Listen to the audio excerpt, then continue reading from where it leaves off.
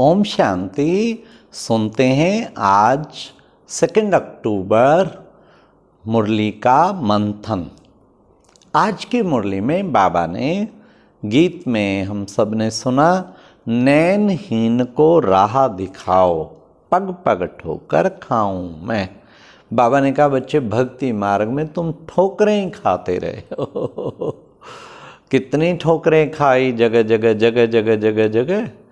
हाँ, लेकिन अब तुम्हारा ठोकर खाना बंद हो गया। अब तुम ठोकर खाते खाते ठिकाने पे पहुंच गए और बाबा ने तुम्हें ठिकाना दे दिया।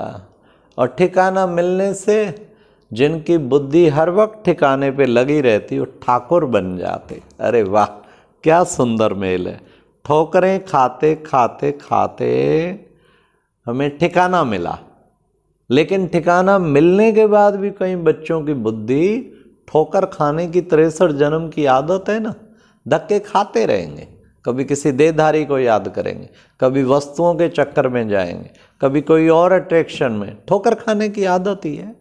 ठोकर खा के दुखी होके फिर बाबा के पास आते हैं, बाबा फिर ठिकाने पे आते हैं। अरे बुद्धि को सदैव ठिकाने पे लगा के रखो ना।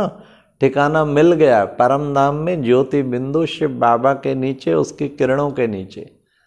हाँ, सबसे सुप्रीम ठिकाना सर्वशक्तिवान बाप का मिल गया है। तो बुद्धि अगर इधर उधर भटकती है तो समझो ठोकरें खाने की अभी तक आदत है, ठोकरें खाती रहेगी। और ठिकाने पे बुद्धि रहेगी तो ठाकुर बन जाएगी। तो मुझे ठाकुर बनना है, ये दृढ़ लक्ष्य है। ठाकुर माना ही देवी देवता, और उसी की स्मृति आज बाबा ने दिलाई है। आज से 5000 वर्ष पहले बच्चे तुम स्वर्गवासी थे, कितनी सुंदर तुम्हारी दुनिया थी। देखो बाबा स्मृति दिलाते, तुम ये थे। एकदम हमें भी याद आए, सच बाबा हम ये थे। भारत की बाबा ने कहा कितनी महिमा गाती है। हीरे जवाहरातों के महल थे, तुम कितने सतो प्रधान थे, शरीर तुम्हारे बिल्कुल स्वस्थ, वंडरफुल। 150 वर्ष की आयु, एक बार एक छींक भी नहीं आएगी, जचता भी नहीं। पूछ के देखो, क्या लक्ष्मी को या नारायण को कभी छींक आई होगी? नेवर। मन ही नहीं मानता, कॉन्शियस ही नहीं मानती। उनके रोग शोक कोई निकट ही नहीं है। कितनी शुद्ध और पवित्र आत्माएं, सतो प्रधान आत्माएं, ऐसी वो सतयुगी देवी देवताएं थे।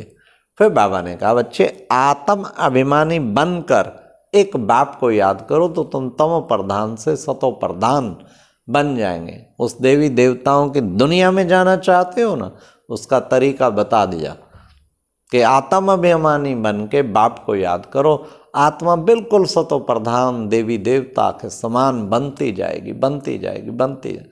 सारा दिन इस यात्रा पे लगा रहना चाहिए। आज की मुरली में बाबा ने कहा याद की यात्रा, यात्रा रुकनी नहीं चाहिए कभी भी।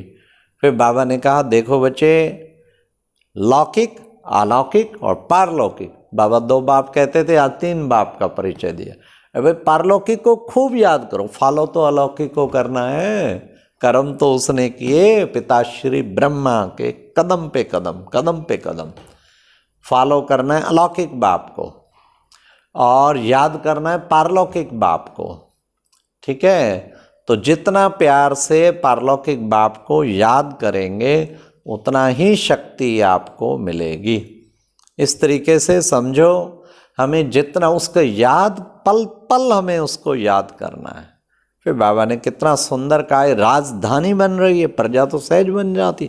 राजाओं का राजा, राजाओं का राजा वही बनेगा जो चारों सब्जेक्ट में परफेक्ट, याद, सेवा, ज्ञान, धारणा नंबर 1 हर एक में पास विद ऑनर, प्योरिटी में नंबर 1 पास विद ऑनर।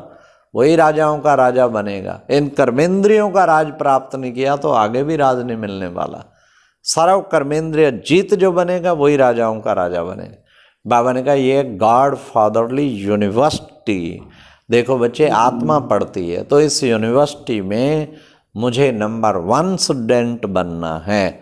तो बाबा ने कितना सुंदर कहा, आत्मा ही अच्छे व बुरे कर्म करती है। कर्मों की कहानी, श्रेष्ठ कर्मों का खाता इतना जमा करो, लगातार आत्मा उड़ती रहे खुशी में। अकर्म विकर्म, विकर्म कलयुग में विकर्म, अकर्म सतयुग में। अब हो रहा है पुण्य कर्म, संगम पे खूब पुण्य कर्म करो। पुण्य कर्म केवल संगम पर होते, आगे पीछे कोई मौका नहीं है पुण्य कर्म। इतने पुण्य कर्म जमा करो, इतने करो पूरे कल्प में उसका भाग्य प्राप्त कर सके। और उसका तरीका बाबा ने बताया, निमित्त पने की स्मृति के द्वारा अपने हर संकल्प पर अटेंशन रखने वाले, तो वो क्या बन जाएंगे, निवारण स्वरूप भाव। हम निमित्त हैं, बस माध्यम, instrument, I am only medium. करण करावनहार तो बाबा है। तब बाबा ने कहा, ना अपने गुणों का ना विशेषताओं का अभिमान हो, वही सच्चा ज्ञानी तू आत्मा है। जरा भी अभिमान ना हो, बाबा आपकी दी हुई देन है, मेरे में तो एक भी विशेषता नहीं थी, आपने भरी, ये गुण सब आपने दिए, थैंक यू बाबा। ओम शांति। ये था आज का मुरली मंथन। अच्छा, सारा दिन ध्यान रखना है, बुद्धि को पूरा ठिकाने पे रखना है, तो ठाकुर बन जाएंगे। और ऐसा योग युक्त होके पूरा कर्मेंद्रजित बनेंगे तो राजाओं का राजा बनेंगे। ओम शांति।